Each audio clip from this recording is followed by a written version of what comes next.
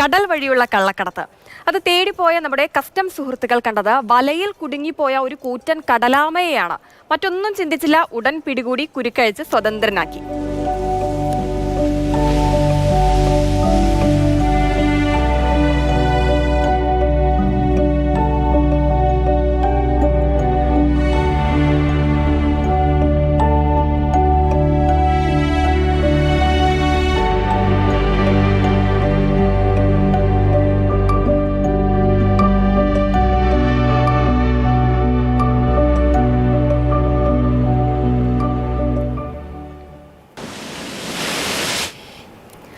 CK Vijayan ചേരുന്നുണ്ട് തത്സമയം.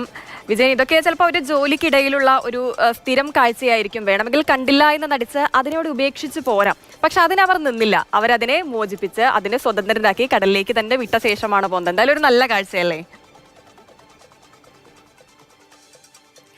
തീർച്ചയായും അതെ. കാരണം അവരുടെ തൊഴിലിൻ്റെ ഇടയിൽ ഇത്തരത്തിൽ സാഹചര്യങ്ങൾ ഇതിനു മുൻപും ഉണ്ടായിട്ടുണ്ട് എന്ന് ഡെപ്യൂട്ടി കമ്മീഷണർ ആനന്ദ് കുമാർ നമ്മളോട് പറഞ്ഞിട്ടുണ്ട്. പക്ഷേ അതായത് ഇത്തരത്തിൽ രക്ഷിച്ച സംഭവം തന്നെ ഇതാണ്. പക്ഷേ നമുക്ക് ഇത്രയും നല്ല രീതിയിൽ ദൃശ്യങ്ങളിൽ കിട്ടിയത്. നമ്മൾ ആ ദൃശ്യങ്ങൾ നോക്കുക. ആ ആമയുടെ ചുറ്റും പ്ലാസ്റ്റിക് വല, നൈലോൺ വല കുരുങ്ങിക്കിടക്കുന്നു. അതിൽ വേറെ കയർ ഉണ്ട്. അതിൻ്റെ അകത്ത് ഒരു കുപ്പി, ഒരു പ്ലാസ്റ്റിക് ബോട്ടിലിൻ്റെ പകുതി ഭാഗമുണ്ട്. എത്രമാത്രം മാലിന്യങ്ങളാണ് ആ ആമയെ ചുറ്റിപ്പറ്റി അത് ഈ കയർ കുടുങ്ങിയതോടുകൂടി അല്ലെങ്കിൽ വല കുടുങ്ങിയതോടുകൂടി ഉണ്ടായിട്ടുള്ളത് നോക്കുക. അവരാണെങ്കിൽ വളരെ ധൃതി പിടിച്ച് ഈ കടലിൽ പട്രോളിംഗ് നടത്തുന്ന ഒരു ടീമാണ്. കടൽ മാർഗം കള്ളക്കടത്ത് നടത്തുന്നുണ്ടോ എന്ന് അപ്പോഴേക്കും അവരെ ശ്രദ്ധയിൽപ്പെടുന്നു. അതിസാഹസികമായാണ് നമ്മൾ ആ ദൃശ്യങ്ങൾ കണ്ടില്ലേ, അവർ എത്ര സാഹസികമായാണ് അതിനെടുക്കുന്നതിനുവേണ്ടി ശ്രമം നടത്തുകയൊക്കെ ചെയ്തിരിക്കുന്നത്.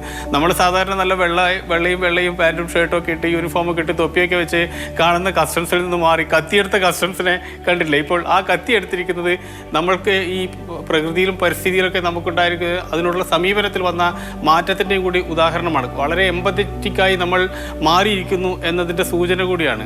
നമ്മൾ ഇതുപോലത്തെ ദൃശ്യങ്ങൾ ഒരുപക്ഷെ വിദേശ ചാനലുകളിലും അതോടൊപ്പം തന്നെ മറ്റ് മാധ്യമങ്ങളിലൊക്കെ കണ്ടിട്ടുണ്ട്. അത് ഈ ആമയെ റെസ്ക്യൂ ചെയ്യുന്നതിന് വേണ്ടി ഇൻ്റർനാഷണൽ തലത്തിൽ പ്രവർത്തിക്കുന്ന വലിയ NGOകളൊക്കെ ഉണ്ട്. അവരാണ് സാധാരണ ഇത്തരം പ്രവർത്തികൾ നടത്തിയതായി നമുക്ക് കാണാറുള്ളത്. പക്ഷേ ഇവിടെ നോക്കൂ, നമ്മളുടെ കസ്റ്റംസിൻ്റെ ആൾക്കാരാണ് ഇത് ചെയ്തിട്ടുള്ളത്. നമ്മുടെ കൂടെയുള്ളവരാണ്.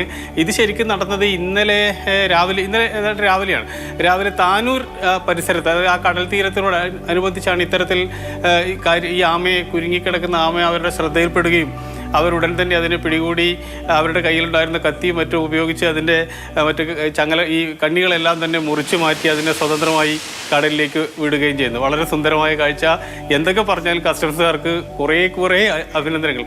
ഈ കള്ളക്കടത്ത് പിടിക്കുക മാത്രമല്ല, അതിനോടൊപ്പം ഇത്തരത്തിലുള്ള കാര്യങ്ങൾ കൂടി അവർ ചെയ്യുന്നുണ്ടല്ലോ എന്ന കാര്യത്തിൽ.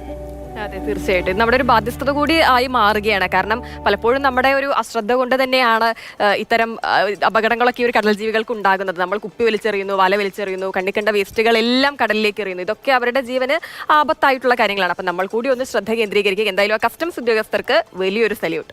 ശരി.